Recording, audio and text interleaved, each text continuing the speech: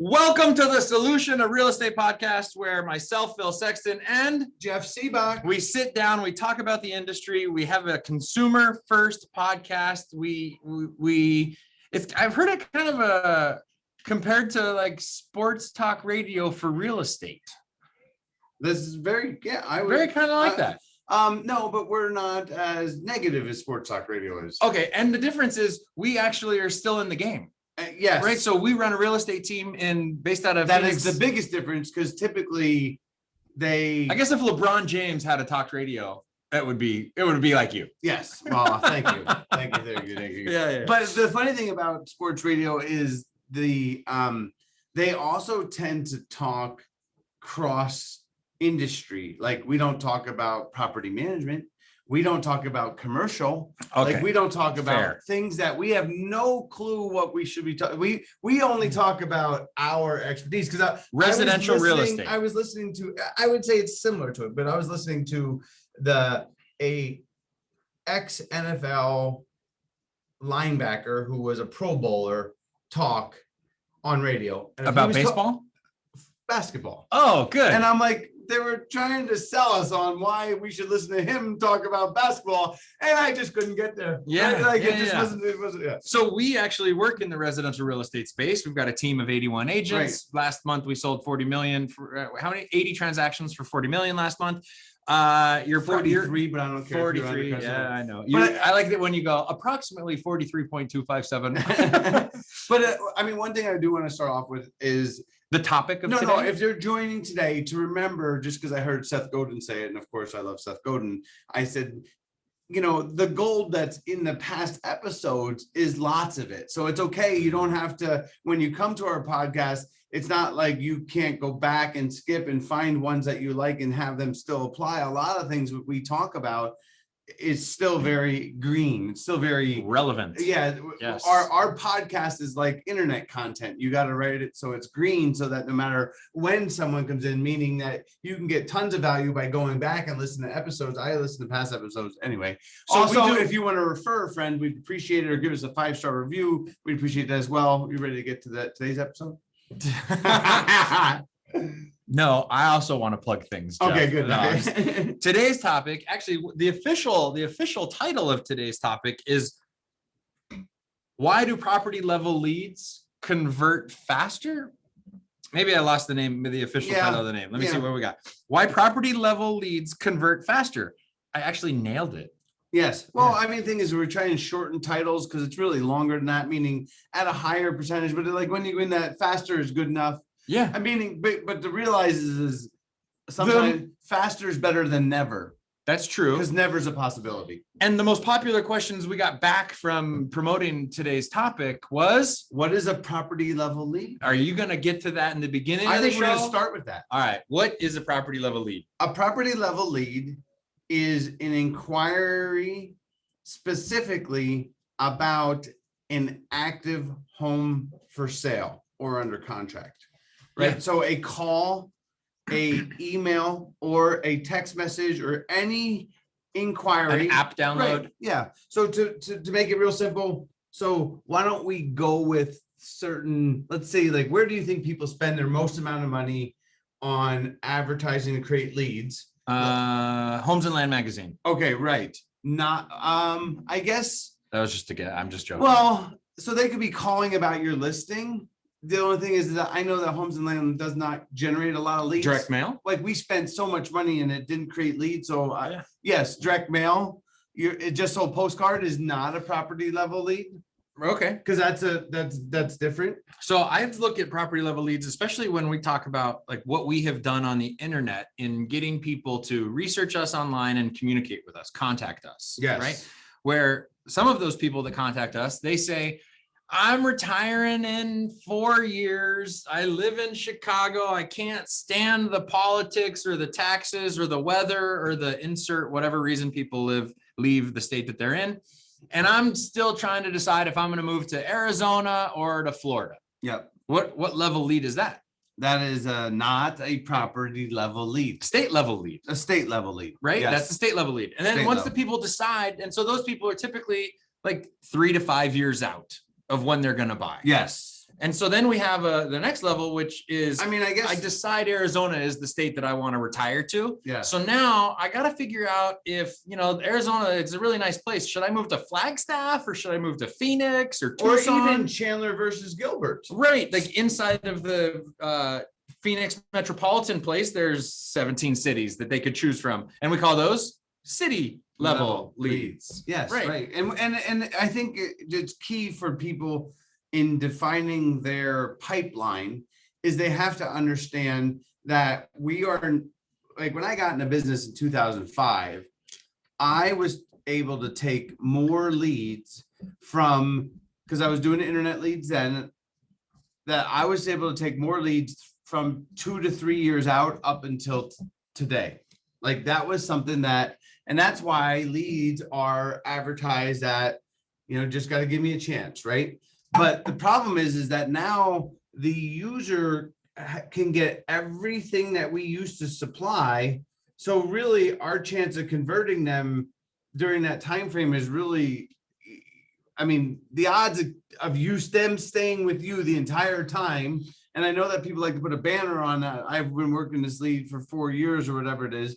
But if you're going to choose to spend, let's say 75% of your time, that wouldn't be there. It wouldn't be city. It wouldn't be state level. It wouldn't be city level. Yeah. Because below city level, actually, real quick, after we define what property level leads are, what we're going to do is get into the ways that we generate the property level leads and how we can increase the number of property level leads that we generate. And we're going to give them ideas and how they can sort them, but also how they can pay attention and know that it's those leads and how to vet them, right? Like those kinds of things. Yes. So what happens after they decide that they want to be in, let's just call it North Scottsdale, or let's call it North Scottsdale. So now they're beyond the state level, beyond the city level. The next level is neighborhood. Do I want to move to Greyhawk or McDowell Mountain Ranch? Do I want to be in Cave Creek or Carefree? Do I want to be, although I guess those are technically 2 cities, but they get to more focused in on an area.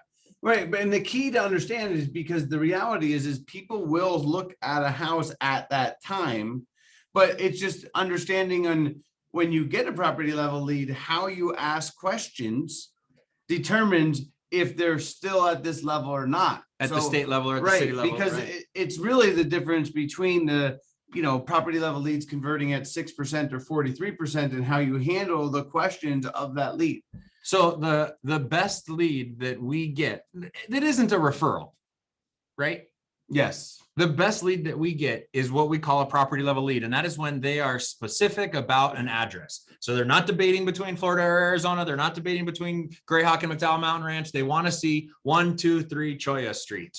Yes. They want to see that specific property. Yes. And those are the ones that are the closest to making a decision to write a contract on a property. Yeah. To me, if you spend 75% of your time on because the hard part is the most confusing part for our studio audience, which is actually in the flesh today. Like it's rare that we take this long to get to the point that we shoot this podcast in front of a live studio audience. But today, it just has a different meaning. Yes. Right.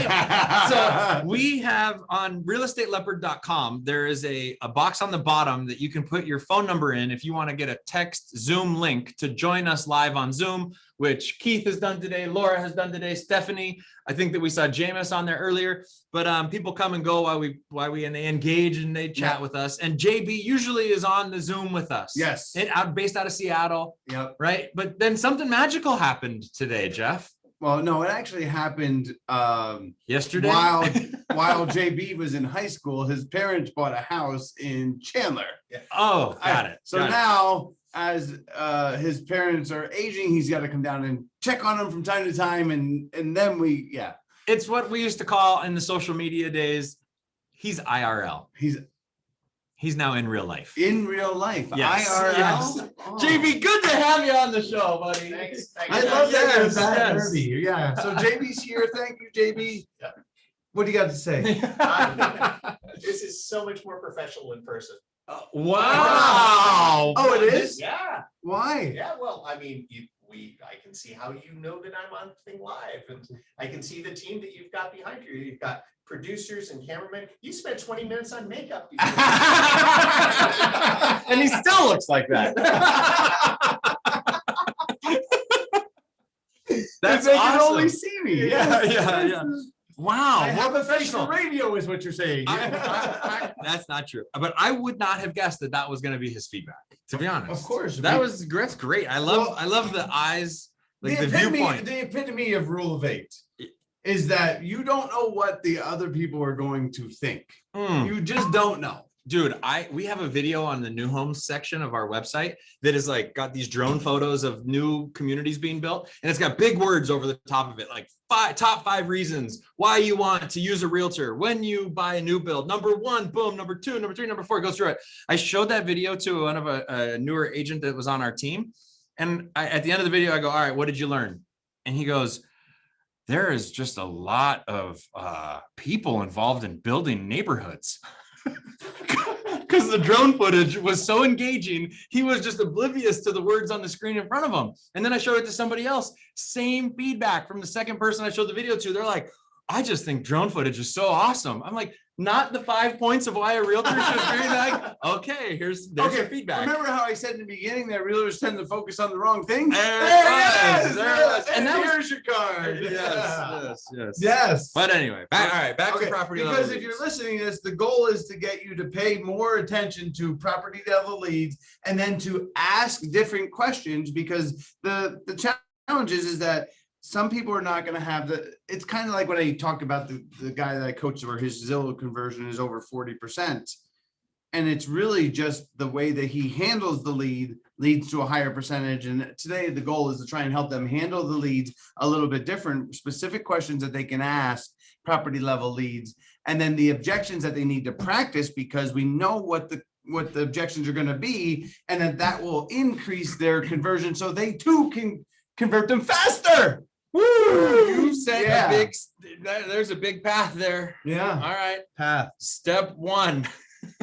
Okay. So what do you want to talk about first? I thought that your point on conversion rate was actually pretty solid. Okay. Yeah. So let's talk about this. So to me, overall, my goal would be to have people stop working on, meaning follow up, but also the creation of non-property level leads, because I think that the majority of individual agents trying to create leads, they waste too much time on general or self-promotion, and that it's just not going to lead to a high conversion rate. But so the idea is that internet lead conversion, they say the average internet lead converts at 1%.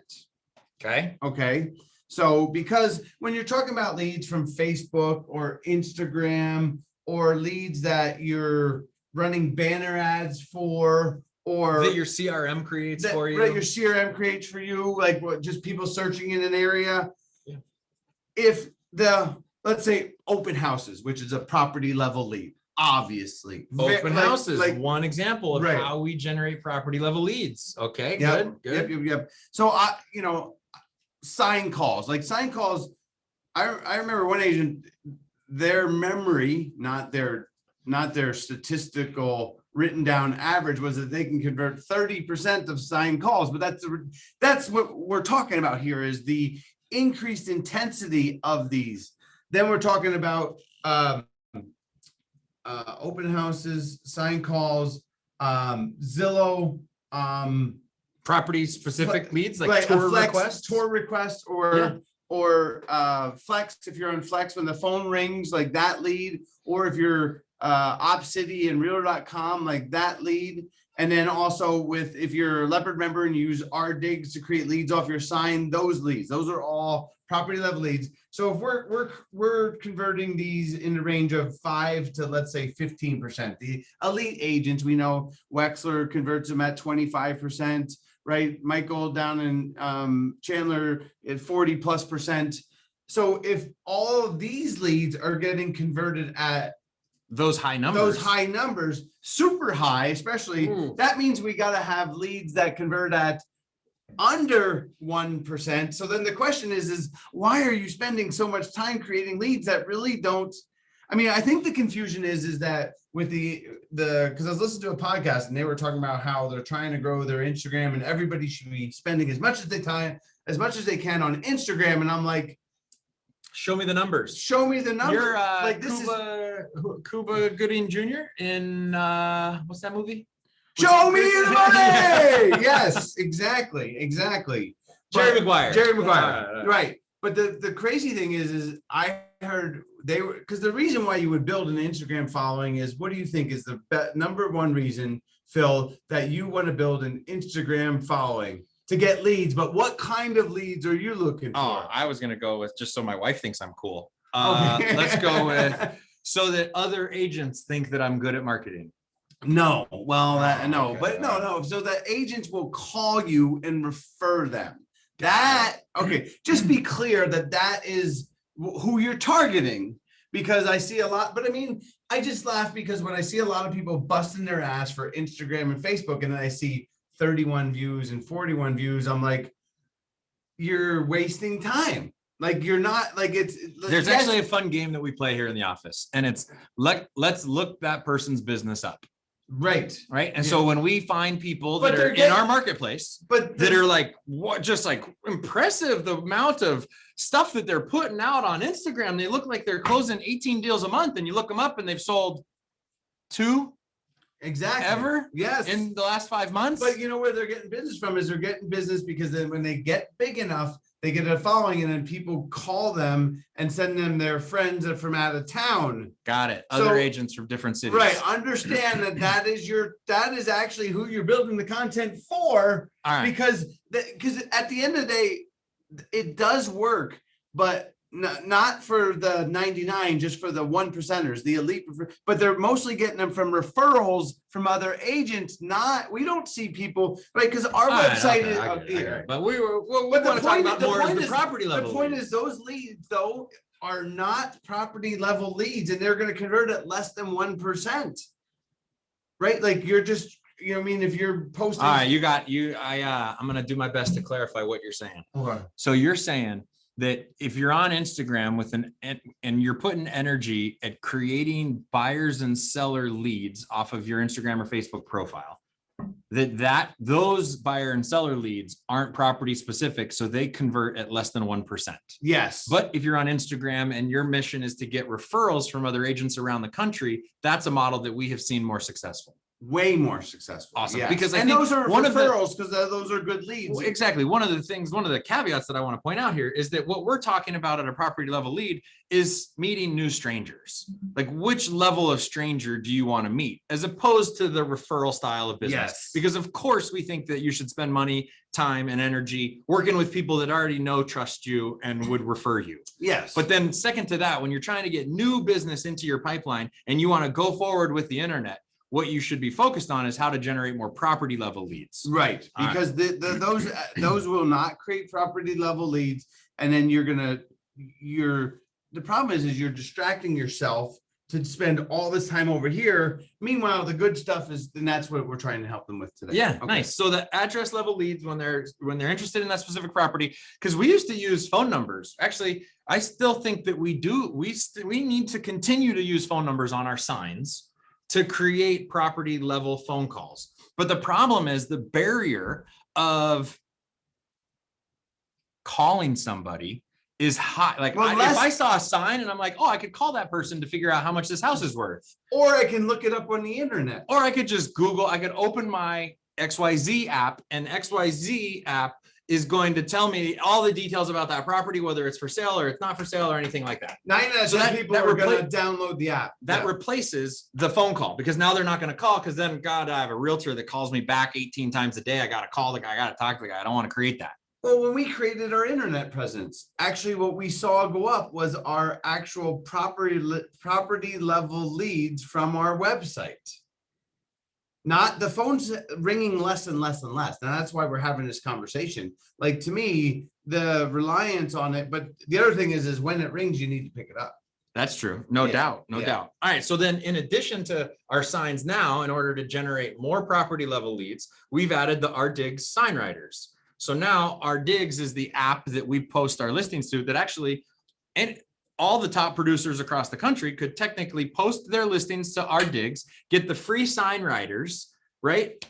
And have a QR code that when the lead scans the QR code, just like everybody's gotten familiar with during the pandemic, when you're at a restaurant trying to use a menu, they don't hand those out anymore. They just point the camera at the QR code. Then the details about that property come up on that app, and that inquiry goes to the listing agent. Yes. I mean, So we're using those sign writers so that now if they don't want to call the number on the sign because they don't want that agent to have their phone number, then they just scan the QR code and they go through the app to see whether the property is for sale, under contract, what the price is, bedrooms, photos of the inside, etc. Well, because we're seeing the quality of that lead be unbelievably hot.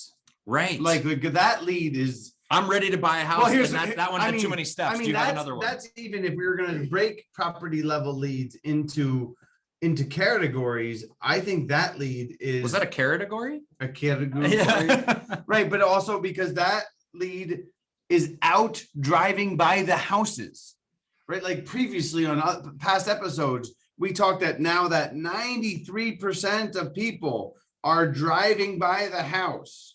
That just shows you how invested that person is. So when that lead comes in, how you don't put that like a little quotations in your own mind is whenever I get one of these RDigs leads, because I got the riders from there, that lead, they drove by the house. Is that not the lead that we're like how we don't have people jumping off the page to want to get those leads? Because if you can't convert those, you should just pack it up now, right? Like stop being a realtor because that lead is so hot and so qualified. They're driving by the house. You don't have to convince me.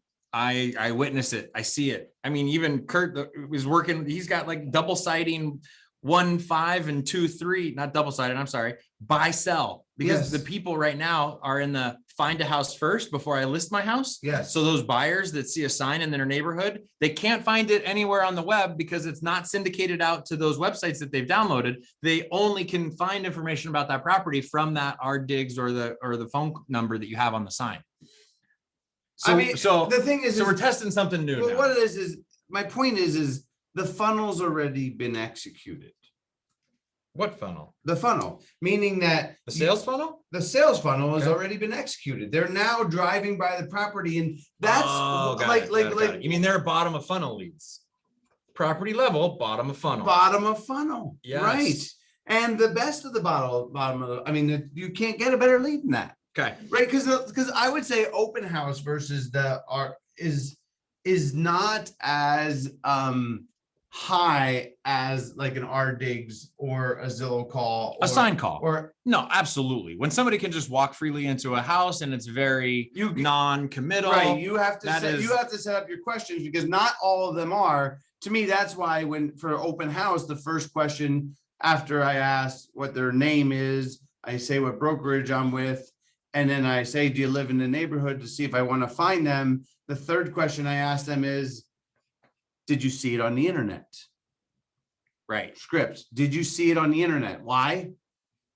Why do you ask them that? Yes. So that you in the content of this is because I want to know if it's a property level lead.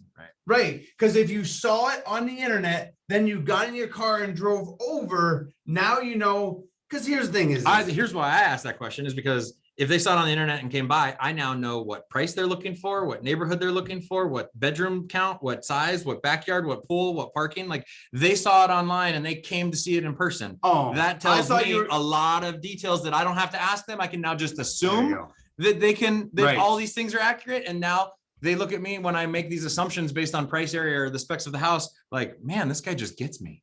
Well, here's what it is that elite salespeople change their pitch based on the answers to the questions that come in.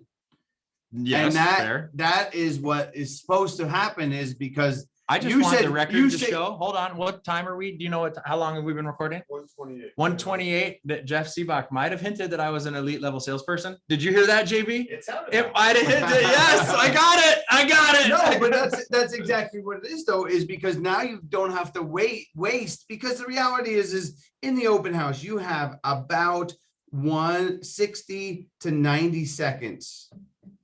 And that if you wasted 30 seconds telling them what the square footage of the house, what the price is, the school is, and that's got a pool and and because what happens is when you present people information, you have to give them time to respond. This clock's ticking. Yeah. And that's why they don't convert faster, is because they wasted the time that they had. And today's about trying to get them not to waste that time.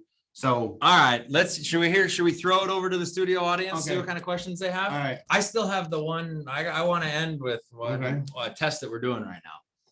Any questions, JB, Adam, Keith? Oh, usually when people drop off, that means they didn't want us to pick on them. JB hasn't walked out of the room yet. He's still here. Yeah.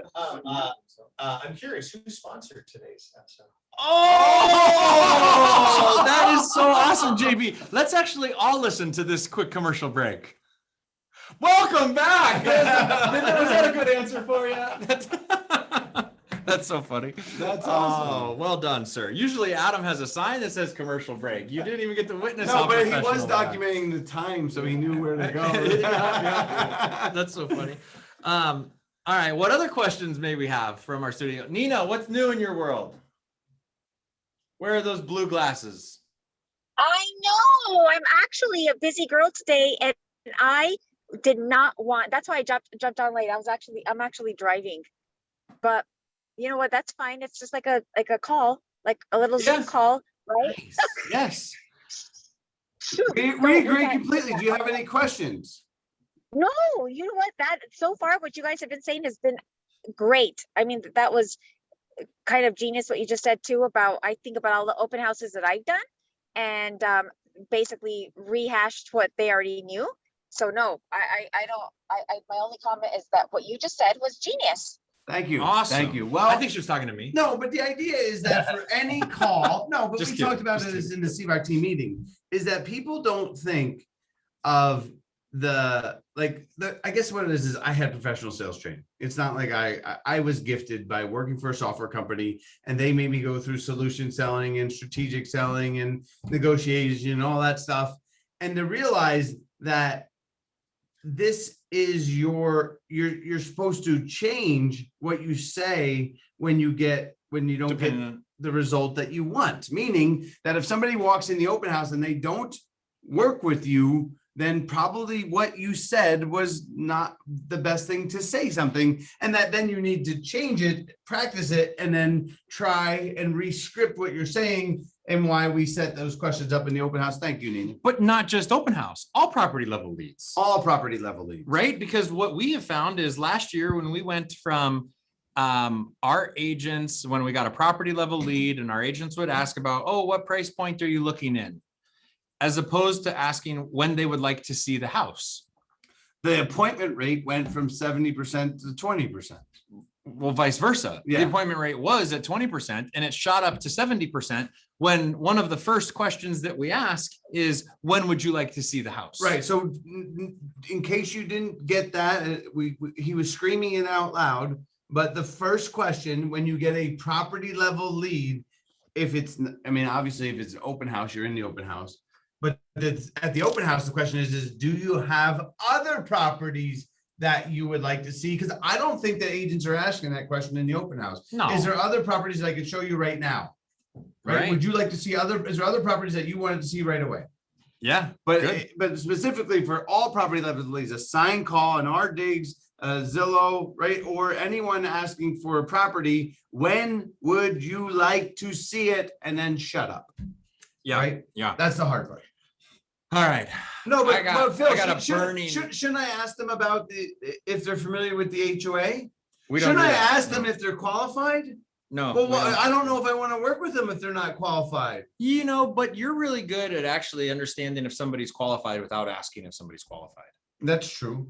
But the point is I'm trying to rid our listeners, right? Our the ones, so someone's listening to this, is that the rules have changed. We were taught as agents, and actually if you work for an old school broker or your broker's an old school person and they trained you, which is everybody that we're listening to, they're teaching the people wrong.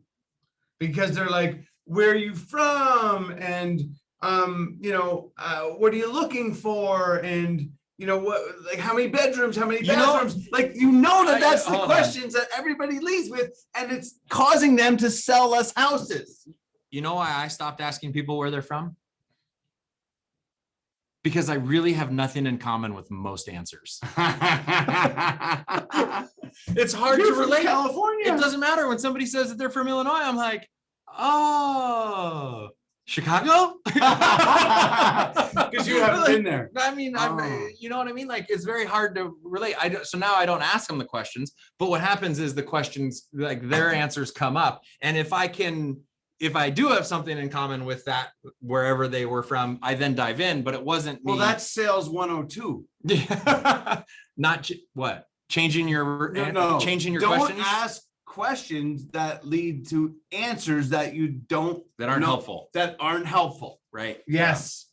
And I think that a lot of people are asking questions that are not, because knowing where they're from has nothing to do with that's a building rapport. All right. And at any point, do we say the best thing to convert a lead is to build rapport? No, we didn't say that. No. Although it happens organically if you're good at your job. Do you know why? Is because you need to. Because all salespeople, because you can build rapport. A brand new licensee can know how to build rapport with somebody. That doesn't mean that they're a good agent. Well, yeah, I was just going to go to, again, you can't build rapport. It's hard to build rapport in the 2 minutes that you have, and that's all you're going to get. That you actually should set the appointment so that you get 15 minutes, 30 minutes to build rapport. What they didn't realize is that we're in a sales cycle. And first you need to ensure that, like, for instance, have you taken the kids to Disney yet? No, Okay. I feel like I'm winning, by the way, because Okay. they're 9, All right. 4, and 2. But when you go with Disney, you're on that ride for at least 4 minutes, and then it's a different set of information, meaning that once you got them locked in to show them a house, then you can go into the rapport and all that stuff, because that has to happen. I'm just letting them know that that's not what you start with, because you need to ensure that you get the second appointment. Obviously, they walked in the house. First, we need the first appointment. Then it's when we get in the car to show them the 3 houses. That's when we build. First, you service the client, then you build the rapport. Awesome. Clay has a question. Clay, Okay. all right. I like Clay and his We have questions. people that are asking questions that are not on. On Facebook. Oh, great. Yeah, Yeah. Facebook Live. So based on the fact you are trying to set another appointment, should you ask your open house visitors when they would like to see another house? Yes. It's hard to show off any other homes when you are the only person working the open house. I think Okay, that but you should, yes. that's a business plan, though. No, but I think there's actually another question that is involved there too. And that is, what was it about this house that brought you in today? Because you got to know what some of the hot buttons are if you're going to, because then if you go into because anything that they tell you about why they came into that house is helpful in the sales process. Any answer to that question is beneficial to a salesperson. Would you like to see another house? Their answer might be no. But if you know what brought them into this house, then you have a better chance of selling them the next appointment that you're trying to meet them at. Okay, just a comment about open house strategy, just because Clay said he wanted to know about open house strategy.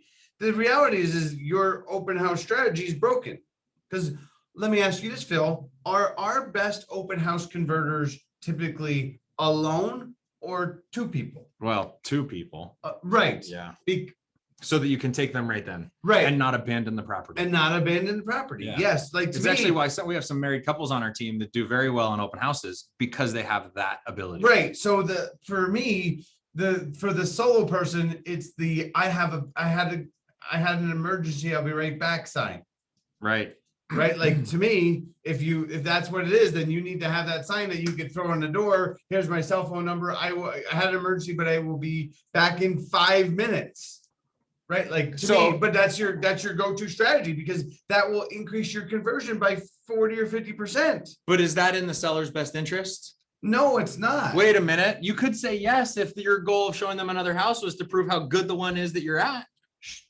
I was just going with my gut instinct. And I mean, the reality is, I don't know that your open house traffic's marketed that well by most of our audiences. So I think that the reality is they really aren't going to miss anyone. All right. But can I get to the burning strategy that I am really excited we're trying right now? yes. So I reached out to our MLS and I said, hey, if I check the box, there's a box in the back end when you add a listing that says seller directs property to be excluded from the internet. And when you check that box, it doesn't syndicate that property to other websites that you've probably heard of. That, I mean, like IDX websites that all the agents You're have. saying people with a fork, not with Whatever, a meal. like Okay. like the realtor.coms, all those Yeah, lead generation yep. websites. If they choose that box, then the property doesn't go there. Okay, hold on. So I move the property from which status to which status? No, it's when you're adding a listing, you have the choice of whether you want your property syndicated out to the world and all the websites or not. Okay, There's a box I can check to do that? yes, because your seller is I'm just asking the question for those in studio. in our MLS. There absolutely is. Is there one in your MLS? I think so. I think. Have you ever looked?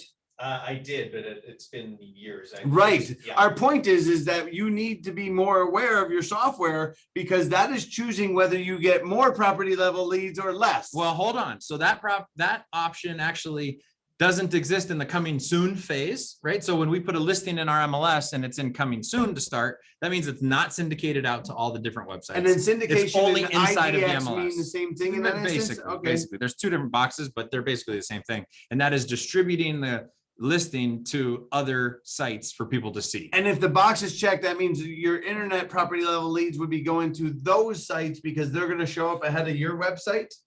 Yeah, Right. Like, so now let's say Now we're getting to the juicy part. let's say that you got a sign on the property, right? And somebody pulls up and they want to know what the price of that property is. And they go to their website. They go to their favorite app. Let's call it realtor.com. They go to realtor.com and they pull it up and there's all the property information and the price and all the photos. Do they need to reach out to you? No. No. And that's actually been pitched. And now sellers want to make sure that their property is on those sites because that's where they shop for their next house. And they know that that's valuable during the active phase of their listing. Yes. The question that I have is why isn't the world of real estate agents or buyers or sellers saying as soon as that property goes pending or gets under contract, when it's pending, why do we leave it out there? Why do we leave the photos out there? Why do we leave the price? Why do we leave the status out there? Because we're lazy. Oh. No. Why? Like, because nobody has talked about this? Because we're Is naked it and afraid. because then the consumers can find out if the property's for sale or not without bugging us? What's that known as? Creating less property level leads. Okay, wait. So you're saying, Rewind it back. yes, because you went really fast. All right. What's the important parts? When our listings go under contract, we are now going to exclude them from syndication and IDX. That's going to remove the photos from all of the public websites out there because really who wants pictures of the inside of their house on the internet? Who really actually wants that? It's After the house actually is closed? pro seller to right because you think Who wants that? So here's what ends up happening is agents go into the MLS. Like if a seller says, hey, would you remove all those photos? I really don't want pictures inside. They go into the MLS, they remove all of the photos in the MLS so that it updates all those sites. And now us agents also lose access to being able to see properties and when to we're comping compliment properties. you're saying that I only have to uncheck a box versus go in and remove all the photos. Yes, Is that if you that's We're at 72. So here's the text or the email that I got back. Yeah, no, the photos are there. We unchecked the syndication box. Was it yesterday? Yesterday. And the MLS said to me, the easiest way to remove the data from the website is to uncheck the syndication options while the listing is still in a pending state. By doing this, the listing should drop off the RETS feed and the syndicated sites should no longer display the listing at all after 72 hours. If you follow these steps and still see the listing after the allotted time frame, you can reach out to us and our support team will reach out to the site, still displaying the listing and have it removed. okay? Hold a second. You use words okay. Wow. All right. First of all, I want to ask JB because he's in a different MLS than ours. What are the statuses in your MLS? There's several different types of pending. There's pending inspection, pending feasibility, pending whatever, and then sold. So what? Okay, so it's active, pending, 3 or 4 types, Yep. and then sold. Yes. Okay, awesome. Yep. Awesome. We don't have pending on the different levels. Like we have pending, under contract accepting backups, which if you're accepting backup offers, then you should still be publicly displayed on the web because you're soliciting more offers. Yeah. Right. But if you're pending after that, if you go into actual pending, that means that you're not looking for backup offers anymore. I don't know that it's of anybody's interest that it's still out there on the web. Agents could still make offers. You're just saying that we're not publicly asking for additional offers. Agents can still make offers because it's still technically a listing in the MLS. Yes, the right. agents know about All it. right. Also, okay, so we cleared up. But now the consumer can't go to the web, to their app when they're in front of the sign and get all the information without contacting you. I had was, Therefore, creating more sign calls or our digs downloads. we're not unchecking it while it's active. No. This is when it's in pending. Before you're going to move it to the next stage, you're going to uncheck it. And what's the RETS feed? Well, RETS feed is how the data goes from the MLS to all of those sites. Basically, is the RETS feed part of syndication? Yeah, it powers the syndication. Oh, the yeah. RETS feed takes the number, Kind of like the engine in a addresses, car? whatever you want to call it. Okay. Yes. Kind of, So yeah. basically taking my. It's more like the my internet scrolling- tubes. My scrolling away from my house hub. This- Last week's episode. Yeah, absolutely. That ties into last week's episode about what wasn't that about? We're going to take the sex away? Sex away. Yeah. Sex No, away. we're not taking the sex away. You just have to contact me for the sex. And that's not So if you want to be contacted to have sex, uncheck the No, box. that's- Okay. Boy, that Yes. escalated fast. Yeah. Hold on. Do you lose the ability to get online leads though? Someone's searching on Zillow. Dude. We're not getting the online leads. You mean when a browser, when a buyer goes on Zillow and they see that a property is pending, do they reach out to us at the same rate? No. When they see that it's pending, they're like, okay, on to the next. Let me find another property. That one's already sold. Let me ask you a question. So like, think about it this way. If now it goes sold and all the information is out there on the property, about the sold property, and someone down the street that wants to sell their house sees that, do they call you or do they just look at that and then receive the information and you get no call? Because that's what happens. It goes to, they receive that, they love that website, but they don't call the previous listing agent, because if they wanted it, they would have, like, to me, if we had in the notes and it said, if you want more information, go to my website, then they would come to your website and then they could see it. And then you would have a capture form there and then you would capture their information is probably the best way to do about this. And we will be informing all the members of Leopard to do the same, because why are we? I just want to create a conversation around the topic of why do we leave all of the data about properties out there on the But web then don't you when think we don't need MLS will to? change their rules? To what? You have to? Of course. I mean, Why would they? but why would they change business day to Saturday? I don't know. Okay. What? They did that? Is that a recent change? I didn't see it. Oh, you didn't see it. Breaking news. California. Breaking news. California is now making Saturday a business. You know why? Because of tan. I bet you. We'll see. But because tan's Hold in on. California. You mean CAR? CAR got it. The MLS is saying that okay. now, because we have the weekend, First Look Friday and Monday, they're making Oh, that's so Saturday awesome. That's a so business. awesome. Like, And others are soon to follow. Well, Yeah, of course. this is the whole reason why we need to get the word out about Leopard. Like, this is ridiculous, right? Like, Yeah. what are we chasing? Like, Yeah. like, what is your problem over there? Right? Like, we're not trying to get rid of MLS. Okay. Like, I think I'm they- not going to let you take me down that path, because Okay. what I'm stuck on right now is Stay the, there. the Good, good. conversation of, Next week's episode. of why we leave. Next week's episode. Why do we leave under contract properties publicly away on the internet for the world to see? Why not restrict that back so that you need a real estate license or a realtor membership to go with a fingerprint background card to get into the MLS to see the details of those Yeah, properties? I mean, Why you're do we gonna leave see them a out there? blog on Leopard about this, because this is the whole, like, this is where we're losing our leads. I can't help but agree, but that's why we're trying it now. Once I got that answer from our MLS, I was like, Yeah. let's go. Let's open up. Let's the see what this doors. looks Yeah, like. when we do our Yeah. 5 city tour, we're going to be talking about that for a guarantee. Guaranteed. Yes. All right. Are we good? I don't know. Anything else you want to talk about? You know what? Talk I actually have a comment. So that also is genius. I had the experience of a listing about 2 years ago, and a few months ago, my same photos were on because I just never crossed my mind that I would need to get rid of all that. So those same photos were actually used on the new listing. And I'm thinking to myself, are you kidding me? Hold on, Very- hold on. very Nina, common. did they send you the check for the 350? No, they did not, but I'm Oh. hoping that they charged that agent, because I No, called. dude, this is it, is that there's not enough rhetoric about helping agents. Like, you think that our brokers would be like, this is why we would need to push forward with Leopard, is to help educate people on what's helping them and not, because nobody's pointing out the differences. It sucks when someone does that, because then you gotta Right. chase them and then you feel like the bad guy when they're the one Right. breaking the rules, and Although, there's nobody making that public to let that. Right. That's a Well, bad Oh. actor. That is a bad actor. It's That no, is you know an what? episode for Leopard. That is Yes. an episode for Leopard. For those that If you guys haven't been able to tell, when Jeff Sibbach is actually very passionate about an idea, he repeats comments over and over again. I think we just found one. I don't know. Would you agree, JB? Oh, Okay, I love yes. it. Oh, that is. I mean, because I will We're say, trying to get rid of the bad actors in the business. no And question. the fact that someone would reuse your photos, thank you for the comment, Nina, is ridiculous. Well, you know what?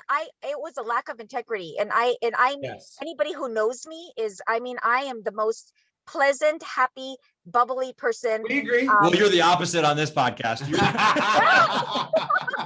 Well, and I said, this just not, I was super sweet and nice about it. And I mean, it didn't work well. And I ended up having to contact our armless. And I mean, he eventually took him off, but it took days.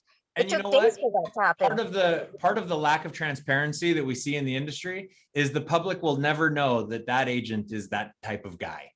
And that's one of the standards for Leopard is transparency, where when there's things that come up like that, let's create a list for that character. Right. Yeah, and we're gonna put out some videos to point out which are the bad actors and which are not the bad actors. That's right. We've just seen, we've started to record some of the bad actor actions. Yes, And we're yes. going to publish those videos. I do have to say, maybe inspired by the broke agent a little, right? Like Yeah, that well, videos, but yes. but to me, in trying to raise the publicity of Leopard, we're gonna point out we probably give a sneak peek to JB to see any feedback. But it was fun. Benefits of being live. Yes, in person. benefits Yeah. of being live, but it was we shot our first episode yesterday, so watch it, and maybe we could add it to the text string of sending it out to some feedback. Yeah. Thank you guys for listening to why property level leads convert faster Hold on. than the I others. do want to finish with the last point that I said is let's just talk about the maybe the 3 top objections that you're gonna hear. Can we do that in a week?